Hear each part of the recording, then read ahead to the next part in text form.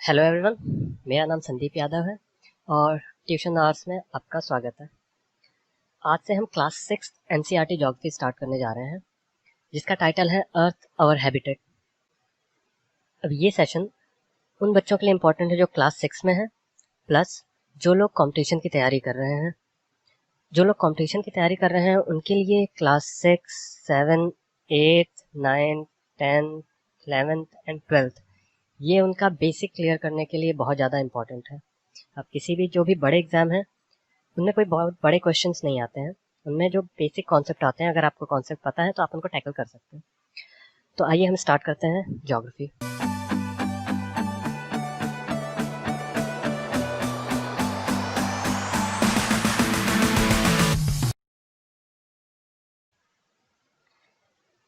जैसा आपको पता होगा, क्लास 6 ज्योग्राफी में टोटल 8 चैप्टर्स हैं। हम वन बाय वन सभी को देखेंगे। आज हम स्टार्ट करने जा रहे हैं अर्थ इन अवर सोलर सिस्टम। तो सेशन स्टार्ट करने से पहले कुछ पॉइंट्स हैं जो कि एनसीईआरटी में दिए हुए हैं, उनको देख लेते हैं। जैसे कि एस्ट्रोनॉमर्स क्या होते हैं। एस्ट्रोनॉमर्स वो लोग होते हैं जो सेलेस्टियल बॉडीज और उनकी मूवमेंट को स्टडी करते हैं। अब ये सेलेस्टियल बॉडीज क्या है, उनकी मूवमेंट क्या है, ये हम आगे देखेंगे। अभी के लिए सिर्फ इतना जान लेते हैं कि एस्ट्रोनॉमर्स वो लोग होते हैं जो कि जितने भी स्टार्स हैं या जो भी हमारे यूनिवर्स में बॉडीज प्रेजेंट हैं उनको स्टडी करते हैं, उन्हें ही सेलेस्टियल बॉडीज बोलते हैं। अब इंडिया के एक सबसे जाने माने एस्ट्रोनॉमर है जिनका नाम है आर्यभट्ट। ये इतने फेमस इसलिए हैं क्योंकि इन्होंने ही बताया था कि जो हमारी अर्थ है और जो मून है, ये जो शाइन करते हैं ये इनकी खुद की लाइट नहीं है, ये हमारे सूरज की लाइट को रिफ्लेक्ट करके शाइन करते हैं। He said that the moon and planet shine due to reflected sunlight. अब अगर हम ज्योग्राफी के ओरिजिन की बात करें तो जो ज्योग्राफी वर्ड है वो ग्रीक वर्ड से बना है। ये है तो इंग्लिश वर्ड, बट इसको जब आप तोड़ेंगे तो आपको जियो प्लस ग्राफी मिलेगा, जिसे हम ग्राफिया बोलते हैं ग्रीक में। तो जी का मतलब होता है अर्थ और ग्राफिया का मतलब होता है रिटन। तो इसका टोटल निकलता है written things related to earth. अब जो जियो है उसके साथ अगर हम लॉजी जोड़ देते हैं तो वो बन जाता है जियोलॉजी, जो कि है स्टडी ऑफ अर्थ। अगर जियो के साथ मेट्री जोड़ देते हैं तो ये बन जाता है मेजरमेंट ऑफ अर्थ, ज्योमेट्री, जो कि हम मैथमेटिक्स में पढ़ते हैं। तीसरा है जियो के साथ जब ऑइड जुड़ जाता है तो ये बन जाता है जियोइड। जियोइड मतलब होता है रिजेंबलिंग द शेप और form of the earth. Geoid हम अर्थ के शेप को कहते हैं। अब ऐसा क्यों कहते हैं ये हम आगे आने वाले लेक्चर में देखेंगे। तो आइए स्टार्ट करते हैं। जैसा कि आप देख रहे हैं, मैंने बताया था एस्ट्रोनॉमर्स सेलेस्टियल बॉडीज को स्टडी करते हैं। तो ये सेलेस्टियल बॉडीज क्या होते हैं? तो एज पर डेफिनेशन एस्ट्रोनॉमी में एक एस्ट्रोनॉमिकल ऑब्जेक्ट या सेलेस्टियल ऑब्जेक्ट या फिर सेलेस्टियल बॉडी वो नेचुरली अकरिंग फिजिकल एंटिटी है या फिर एसोसिएशन या स्ट्रक्चर है जो कि एग्जिस्ट करता है ऑब्जर्वेबल यूनिवर्स में। In astronomy and astronomical object और celestial object is a naturally occurring physical quantity, association और structure that exist in observable universe. अब हम इसे ऑब्जर्वेबल यूनिवर्स क्यों कह रहे हैं? क्योंकि हमारा जो यूनिवर्स है वो एक्चुअली में बहुत बड़ा है। तो अभी तक हमने पूरे यूनिवर्स को स्टडी नहीं कर पाए हैं, तो हमने जितना भी ऑब्जर्व किया है उसी से रिलेटेड हमारी सारी एस्ट्रोनॉमिकल स्टडीज़ हैं, तो इसीलिए हमने उसे ऑब्जर्वेबल यूनिवर्स बोला है। अब फिजिकल एंटिटी, एसोसिएशन और स्ट्रक्चर, इनमें क्या डिफरेंस है? देखिए, फिजिकल एंटिटी हो गया जैसे कि प्लैनेट, जैसे हमारा अर्थ हो गया, मून हो गया, ये सारे के सारे फिजिकल एंटिटीज़ हैं जो कि हमारे यूनिवर्स में प्रेजेंट है, इसलिए इनकी स्टडी। एसोसिएशन का मतलब है हम सोलर सिस्टम में रहते हैं, हमारे सोलर सिस्टम में सन है प्लस 8 प्लैनेट्स और हैं, इनके एसोसिएशन को मिला के बनता है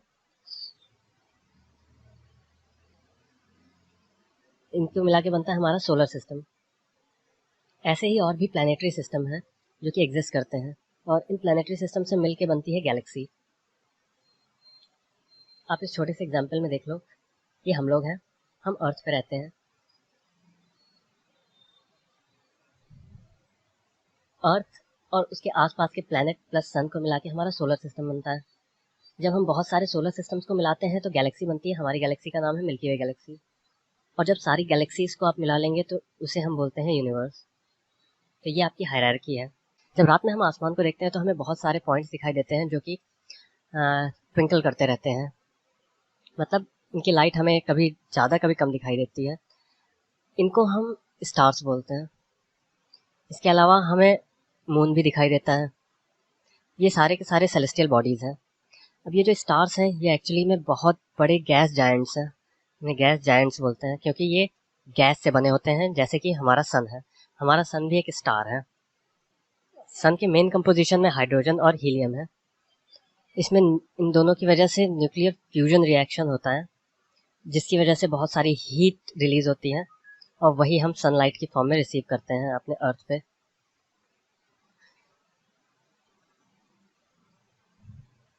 तो बाकी जो स्टार्स हैं वो एक्चुअली में अर्थ से, हमारे प्लैनेट से बहुत ज़्यादा दूरी पे हैं, जिसकी वजह से हम उनकी लाइट तो देख पाते हैं बट उनकी हीट को फील नहीं कर पाते। अब जो आप देख रहे हैं ये एक गैलेक्सी है।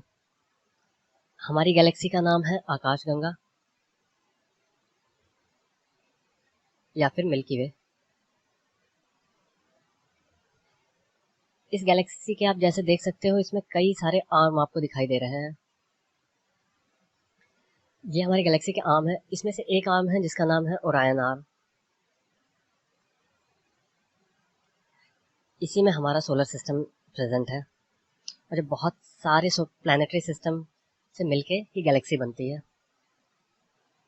अब इनके अलावा आपने ध्यान दिया होगा जब आप रात में आसमान को देखते हैं कि आपको एक ग्रुप ऑफ स्टार्स दिखाई देता है जो कि ऐसा लगता है कि कोई पैटर्न में एग्जिस्ट कर रहे हैं।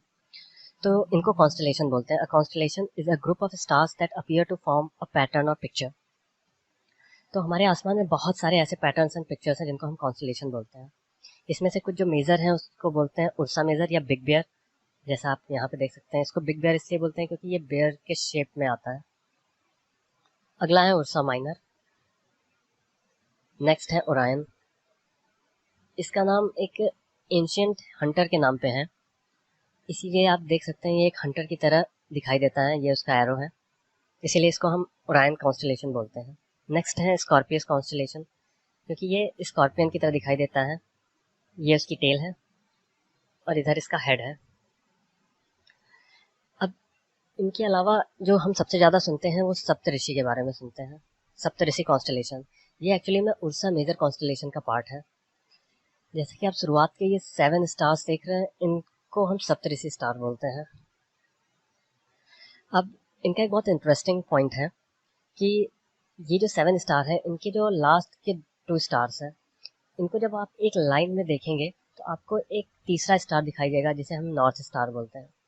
इसको नॉर्थ स्टार इसलिए बोलते हैं क्योंकि ये हमेशा नॉर्थ में होता है। पुराने टाइम्स में जब जीपीएस और कॉम्पस नहीं थे, उस टाइम पे लोग रात में इसी नॉर्थ स्टार को देख के ही डायरेक्शन का पता लगा पाते थे। दिन में तो जो हमारा सन है उसकी पोजीशन के अकॉर्डिंग हमें डायरेक्शन पता चल जाती है, पर रात में ऐसा कुछ कोई कांस्टेंट पोजीशन नहीं है इस नॉर्थ स्टार के अलावा। इसीलिए इसे पोल स्टार भी बोला जाता है। क्यों? क्योंकि ये हमेशा it always remains in same position in the sky.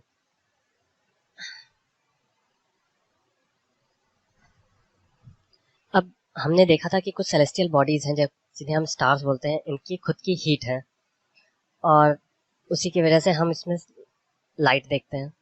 पर और भी बहुत सारी सेलेस्टियल बॉडीज हैं जिनकी खुद की हीट और लाइट नहीं है और ये दूसरे स्टार्स से लाइट लेते हैं शाइन करने के लिए। ऐसी बॉडीज को प्लैनेट्स बोलते हैं। ये जो प्लैनेट वर्ड है ये ग्रीक वर्ड है जो कि प्लैनेटाई से आया है, जिसका मतलब होता है वॉन्डरर्स। इसको हम वॉन्डरर्स क्यों कहते हैं? क्योंकि जो हमारा स्टार है सन, उसके अराउंड हमारे जो प्लैनेट हैं जैसे अर्थ हो गया या फिर कोई और प्लैनेट हो गया, मार्स हो गया, ये सारे इसका चक्कर लगाते हैं, इसको वॉन्डर करते हैं। इसीलिए हम इन्हें वॉन्डरर्स बोलते हैं, जहाँ से इनका नाम आया प्लैनेट्स। जो हमारा अर्थ है जिसमें हम रहते हैं वो अपनी हीट और लाइट सन से लेता है, जो कि हमारा सबसे पास का स्टार है और नियरेस्ट स्टार।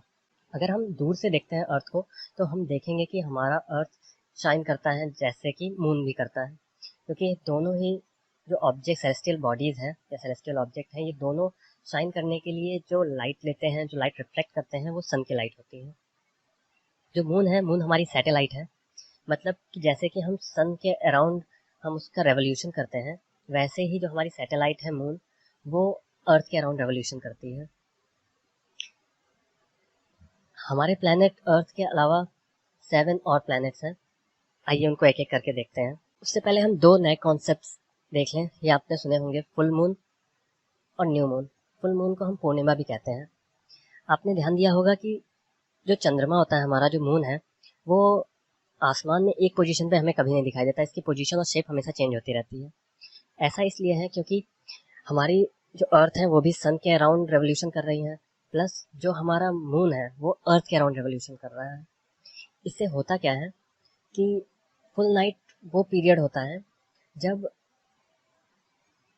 हमें पूरा मून दिखाई देता है।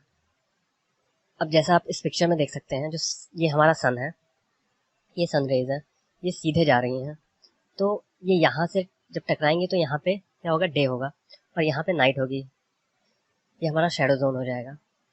सेम यही होगा कि यहाँ पे मून के लिए भी यहाँ पे सनलाइट पड़ेगी और यहाँ पे डार्क होगा, यहाँ पे नाइट होगी। तो जो लोग यहाँ से देख रहे होंगे उनको तो यहाँ चंद्रमा पूरा दिखाई देगा चमकता हुआ। इसे हम फुल मून लाइट बोलते हैं या फिर पूर्णिमा बोलते हैं।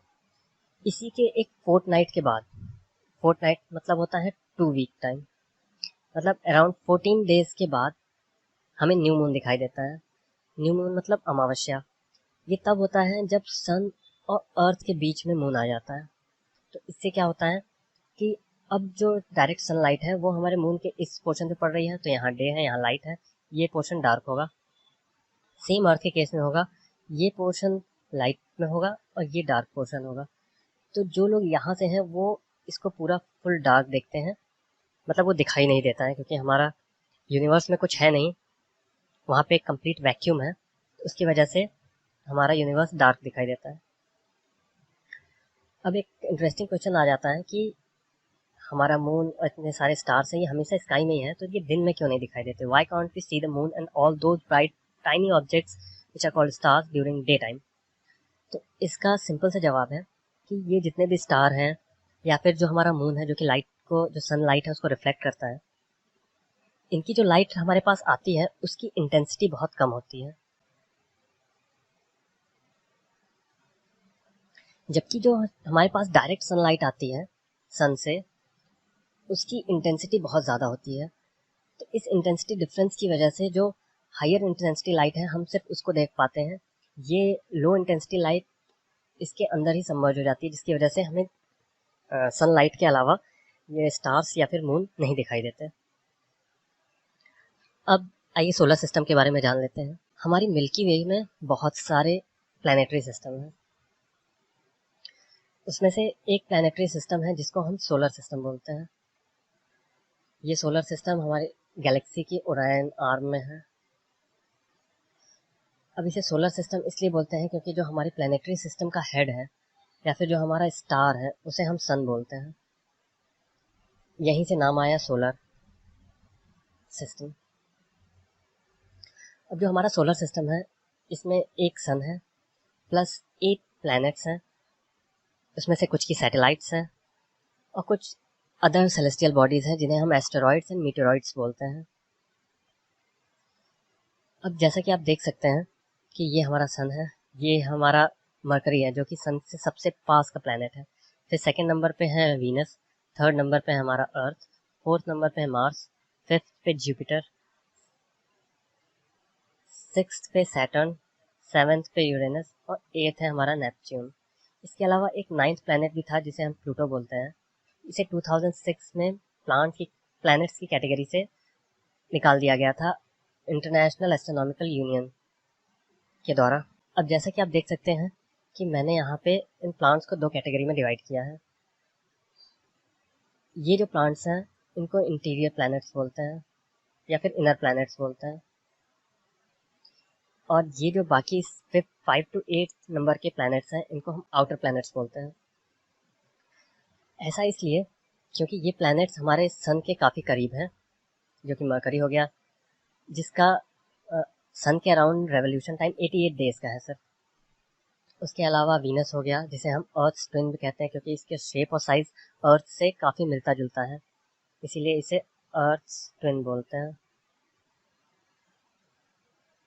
थर्ड हमारी अर्थ है। फोर्थ मार्स है। ये जो इनर प्लैनेट्स हैं इनकी एक खास बात यह है कि ये सॉलिड स्टेट में एग्जिस्ट करते हैं, जबकि जो हमारे आउटर प्लैनेट हैं ये लिक्विड या गैसियस फॉर्म में एग्जिस्ट करते हैं, और ये हमारे अर्थ से काफ़ी बड़े भी हैं, कुछ को छोड़ दिया जाए, अगर नेपच्यून को छोड़ दिया जाए तो। इसकी वजह से क्या होता है कि इनका जो सन के अराउंड रेवोल्यूशन टाइम है वो तो बहुत ज़्यादा है, जैसा कि आप जुपिटर का देख सकते हैं 11 ईयर्स है, सैटर्न का 29 ईयर्स है और यूरेनस का 84 ईयर है। बट इनका रोटेशन का टाइम बहुत कम है, 9 आवर्स, 10 आवर्स एंड 17 आवर्स ही है, जबकि हमारे अर्थ का जो रोटेशन का टाइम है वो 1 डे है, दैट इज़ 24 आवर्स, और रेवोल्यूशन का टाइम 365 डेज ही है सिर्फ। अब आइए अपने सन के बारे में जान लेते हैं। सन हमारे सोलर सिस्टम के सेंटर में एग्जिस्ट करता है। ये एक बहुत ही ह्यूज और हॉट गैसेस से बना हुआ स्टार है। ये इतना बड़ा है कि इसकी पुलिंग फोर्स, जिसे हम ग्रेविटेशनल फोर्स बोलते हैं, जिस उसी ग्रेविटेशनल फोर्सेस की वजह से सारे के सारे हमारे 8 प्लैनेट्स और इनके अलावा जो भी मीटेरॉइड्स और एस्ट्रॉइड्स प्रेजेंट हैं ये हमारे प्लानिटरी सिस्टम में एग्जिस्ट करते हैं। अगर इसका ग्रेविटेशनल पुल नहीं होगा तो ये सारे के सारे फ्री मूव करेंगे और इंडिविजुअली चले जाएंगे इधर उधर। हमारा जो सन है वो उसमें फ्यूज़न रिएक्शन होती है, जिससे हाइड्रोजन हीलियम में कन्वर्ट हो जाता है, जिसकी वजह से बहुत सारी हीट एनर्जी रिलीज होती है। अब यही हीट है जो कि अर्थ पे लाइट और हीट के सोर्स देती है, जिससे हमारे अर्थ पे जीवन संभव हो पाया है। ये भी बहुत सारे रीजंस में से एक रीज़न है। इसके अलावा ऑक्सीजन हो गया, जो कि बहुत इम्पॉर्टेंट रोल प्ले करता है अर्थ पे जीवन के लिए। इसके अलावा वाटर का प्रेजेंस भी इम्पॉर्टेंट है। तो ये 3 चीज़ें मेन हैं जो कि हमारे अर्थ को यूनिक बनाती हैं। जो सन से अर्थ की जो दूरी है वो 150 मिलियन किलोमीटर्स है। तो इवन दो ये सबसे पास का स्टार है, बट स्टिल ये इतना दूर है कि इसकी जो हीट है वो हमें जला नहीं देती है, सीधी सी बात है। अब हमारे सोलर सिस्टम में मैंने जैसा बताया आपको 8 प्लैनेट्स हैं। अगर हम उनको एक ऑर्डर में रखें जो कि डिस्टेंस फ्रॉम सन होगा, तो सबसे पहले हमारा आता है मरकरी, उसके बाद Venus, then Earth, Mars, Jupiter, Saturn, Uranus and then Neptune. अब ये आठों के 8 जो प्लैनेट्स हैं ये सन के अराउंड एक ऑर्बिट में मूव करते हैं। अब ये ऑर्बिट क्या होता है? वो पाथ जो कि एक प्लैनेट फॉलो करता है एक कंप्लीट रेवोल्यूशन सन का लगाने के लिए, उसे हम ऑर्बिट बोलते हैं। जो हमारे सोलर सिस्टम में जो प्लैनेट्स की ऑर्बिट है वो एलोंगेटेड शेप की है, मतलब कि आप देखो तो ये एक एलिप्स टाइप का बन रहा है। इसमें ये जो पोजीशंस हैं ये हमारे सन के बहुत नियर है और ये सन से फारदरेस्ट है। आगे हम देखेंगे कि हम कब सन से एकदम फार्दर डिस्टेंस पे चले जाते हैं, कब हम सन के पास आ जाते हैं। जैसा कि मैंने आपको पहले भी बताया था कि मरकरी हमारे सन के सबसे नियरेस्ट है जो कि प्लैनेट है। ये 88 डेज लेता है एक रेवोल्यूशन कंप्लीट करने के लिए। वीनस को अर्थ ट्विन कहा जाता है क्योंकि इसका शेप और साइज हमारे सिमिलर टू अर्थ है। जैसा मैंने आपको प्लूटो के बारे में बताया था, अब इसे हम ड्वार्फ प्लैनेट बोलते हैं। अब इसे प्लैनेट की कैटेगरी से क्यों हटाया, ये क्लास 6 की स्टडी के लिए इम्पोर्टेंट नहीं है, पर जिन लोगों को जानना है मैं इसके आगे भी एक वीडियो रिलीज़ करूँगा जो कि कंपटीशन पॉइंट ऑफ व्यू से होगा। उसमें मैं आपको सारे रीज़न बताऊंगा कि ऐसा क्यों किया गया कि 2006 में प्लूटो को प्लैनेट के टर्म से हटा के उसको ड्वार्फ प्लैनेट बोल दिया गया। तो आइए अब हम अपने अर्थ के बारे में जान लेते हैं। अर्थ हमारा थर्ड नियरेस्ट प्लैनेट है सन से। जैसा कि मैंने आपको पहले भी बताया था, पहला है मरकरी, सेकेंड है वीनस, थर्ड है अर्थ। इसके अलावा ये 5th लार्जेस्ट प्लैनेट है हमारे सोलर सिस्टम का। अब हमारा जो अर्थ है वो एग्जैक्टली स्फीयर नहीं है, ये बल्ज आउट है सेंटर से, जैसा कि आप देख सकते हैं, और फ्लैट एंड है टॉप और बॉटम से, जिसकी वजह से ये जो शेप बनती है इसको हम जियोइड शेप बोलते हैं। अब हमारे अर्थ में कुछ फेवरेबल कंडीशन थे जिनकी वजह से यहाँ पे लाइफ सपोर्ट डेवलप हो पाया। उसके कुछ रीजंस ये हैं कि यहाँ का जो टेम्परेचर है ना तो वो बहुत ज़्यादा हॉट है ना ही बहुत ज़्यादा कोल्ड है। यहाँ पे वाटर की प्रेजेंस है, एयर की प्रेजेंस है, मेनली ऑक्सीजन की प्रेजेंस है। इसकी वजह से ही यहाँ पे लाइफ सर्वाइव कर पाई। ठीक है, इसीलिए हम अर्थ को एक यूनिक प्लैनेट बोलते हैं। क्योंकि यहाँ पे लाइफ सर्वाइव करती है, लाइफ यहाँ पे एग्जिस्ट करती है। अगर हम स्पेस से देखें तो हमें अपना अर्थ ब्लू दिखाई देता है। उसका रीज़न ये है क्योंकि हमारे अर्थ का जो सरफेस है वो 2/3 वाटर से कवर्ड है, और इसी वाटर की प्रेजेंस की वजह से ये ब्लू दिखाई देता है और इसे हम ब्लू प्लैनेट बोलते हैं। अब एक इंटरेस्टिंग फैक्ट ये जान लीजिए कि लाइट की जो स्पीड होती है वो 3 लाख किलोमीटर पर सेकेंड होती है। तो हमें ये पता है कि जो हमारी डिस्टेंस है अर्थ से वो है अराउंड आपकी 150 मिलियन किलोमीटर्स। तो जब आप इसको कैलकुलेट करेंगे तो आपको पता चलेगा कि जो सनलाइट है उसे अर्थ पे पहुंचने के लिए 8 मिनट्स लगते हैं। नेक्स्ट आइए मून के बारे में जानते हैं। जो हमारा अर्थ है उसकी एक सैटेलाइट है जिसको हम मून बोलते हैं। इसका जो डायमीटर है वो 1/4 है हमारे अर्थ के डायमीटर से, बट ये बहुत बड़ा इसलिए हमें दिखाई देता है क्योंकि ये हमारे प्लेनेट से काफ़ी पास में है। इसकी डिस्टेंस सिर्फ 3,84,400 किलोमीटर ही है। और ये जो हमारा मून है ये 27 डेज में एक कंप्लीट रेवोल्यूशन लगाता है अर्थ का, और ये 27 डेज ही एग्जैक्ट टाइम है जिसमें ये एक 1 रोटेशन भी कंप्लीट करता है। तो हम ये कह सकते हैं जो हमारा मून है उसका रेवोल्यूशन का टाइम एंड रोटेशन का टाइम सेम है, जो कि है 27 डेज। इस सिंक्रोनाइज्ड मोशन की वजह से हम सिर्फ एक ही पोर्शन देख पाते हैं अपने मून का। तो अगर हम एक बार में देखा जाए तो हम 50% एरिया ही उसका देख पाते हैं, और total through out the year की हम नोटिस करें तो मैक्सिमम 57% एरिया हमें विजिबल होता है। जैसा मैंने आपको बताया था, आप यहाँ पे डेफिनेशन देख सकते हैं। A satellite is a celestial body that moves around the planet in the same way as the planets move around the sun. ये जो मून है ये हमारा एक नेचुरल सैटेलाइट है। इसके अलावा ऐसी कोई भी चीज़ जो प्लैनेट का रेवोल्यूशन लगाए उसे हम सैटेलाइट बोलते हैं। तो हमारा जो मून है वो तो नेचुरल सैटेलाइट है, नेचर के द्वारा बनाया हुआ है, बट इसके अलावा बहुत सारे मैन मेड सैटेलाइट्स भी हैं जो कि हम अलग अलग यूज़ के लिए उन्हें हम डिप्लॉय करते हैं, जैसे कि जीपीएस हो गया या फिर वेदरिंग हो गया। इनके लिए, इनकी मॉनिटरिंग के लिए भी हमने सैटेलाइट हमारी स्पेस में छोड़ रखी हैं।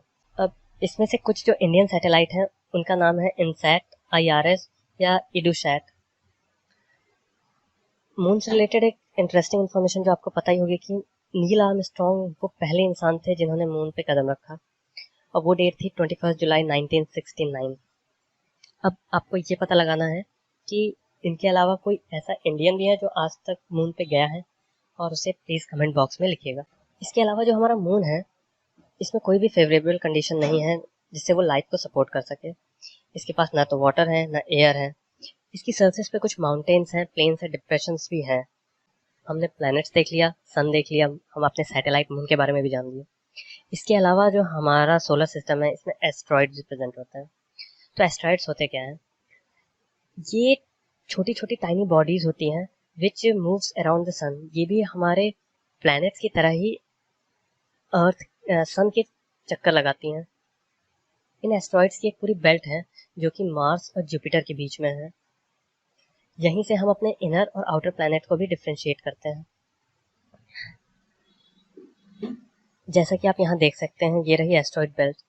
तो एज पर एस्ट्रोनॉमर्स ये एस्ट्रॉइड्स जो होते हैं ये एक प्लैनेट का पार्ट है जो कि एक्सप्लोड हुआ होगा बहुत सारे ईयर्स पहले, और इसके जो टूटे हुए टुकड़े ये पार्ट्स हैं ये एज ए प्लैनेट्स की तरह ही सन का चक्कर लगा रहे हैं। अब एस्ट्रॉइड्स के अलावा मीटेरॉइड्स भी होते हैं जो हमारे प्लैनेटरी सिस्टम में एग्जिस्ट करते हैं, ये पूरे यूनिवर्स में एग्जिस्ट करते हैं। ये meteoroids small pieces of rocks हैं जो कि ये भी एस्ट्रॉइड्स की तरह ही सन के अराउंड मूव करते हैं, बट इनका कोई फिक्स्ड पाथ नहीं होता, जिसकी वजह से ये कभी कभी प्लैनेट्स के बहुत करीब आ जाते हैं, जिसकी वजह से जो उन प्लैनेट्स का ग्रेविटेशनल पुल है उसकी वजह से ये उन प्लैनेट्स की तरफ मुड़ जाते हैं। और जब ये इतने स्पीड से प्लैनेट्स के ऊपर आ रहे होते हैं तो फ्रिक्शन की वजह से, जो कि उसका एनवायरनमेंट में एयर होती है, जैसे हमारे अर्थ के एनवायरनमेंट में एयर प्रेजेंट है, तो वो उस जो मीटेरॉइड है उसको आने से रोकती है। इसकी वजह से फ्रिक्शन होता है, फ्रिक्शन की वजह से बहुत ज़्यादा हीट डेवलप होती है इन रॉक्स में, इन मीटेरॉइड्स में। जिसकी वजह से वो कभी कभी बर्न हो जाते हैं रास्ते में ही, और अगर वो बर्न नहीं हुए तो वो फिर अर्थ पे हमारे फॉल करते हैं, प्लैनेट्स पे फॉल करते हैं और वहाँ पे डिप्रेशन बनाते हैं, जैसा कि डिप्रेशन हम मून पे देखते हैं। ये मीटेरॉइड्स की गिरने की वजह से ही हुआ है। जैसा मैंने आपको बताया था पहले भी कि हमारा जो हमारा जो सोलर सिस्टम है वो आकाशगंगा में है, जिसे हम मिल्की वे बोलते हैं। अब इसका आकाशगंगा इसलिए नाम पड़ा क्योंकि पुराने टाइम्स में लोगों को लगता था कि ये एक नदी है जिसमें सारे स्टार्स फ्लो कर रहे हैं, इसीलिए इसका नाम आकाशगंगा पड़ा। बट हमारी आकाशगंगा इतनी बड़ी है और हमारा यूनिवर्स इतना बड़ा है कि हमारे एस्ट्रोनॉमर्स अभी भी इसको स्टडी कर रहे हैं।